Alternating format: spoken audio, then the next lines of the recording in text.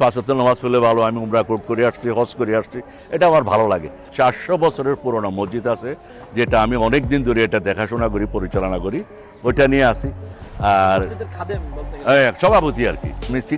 পর্দার ভয়ঙ্কর villain Ilias cobra এখন মসজিদের খাদেম। চলচ্চিত্রের রূপালী পর্দায় যার উপস্থিতি মানেই ছিল ভয়, মারমার কাটকাট দৃশ্য আর দর্শকের মনে এক অদ্ভুত শিহরণ।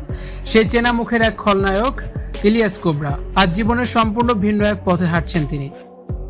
একসময় পর্দায় ত্রাস সৃষ্টি করা 700-র বেশি ছবির জনপ্রিয় ভিলেন ইলিয়াস কোবরা এখন একটি মসজিদের খাদেম হিসেবে নিয়োজিত আছেন। প্রায় 400 বছরের পুরনো একটি মসজিদের সভাপতি এবং খাদেম হিসেবে তিনি এখন জীবনের বাকি দিনগুলো পার করছেন।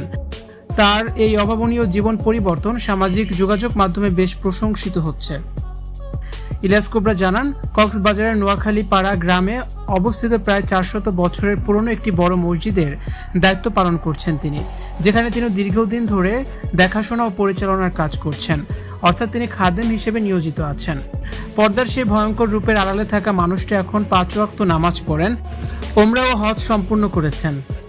এই নতুন জীবন নিয়ে তিনি বলেন, আমি চিল্লাতে যাই, 40 দিনের চিল্লা, 3 দিনের চিল্লা, আমার এটা এখন অনেক ভালো লাগে, মনে তৃপ্তি পাই।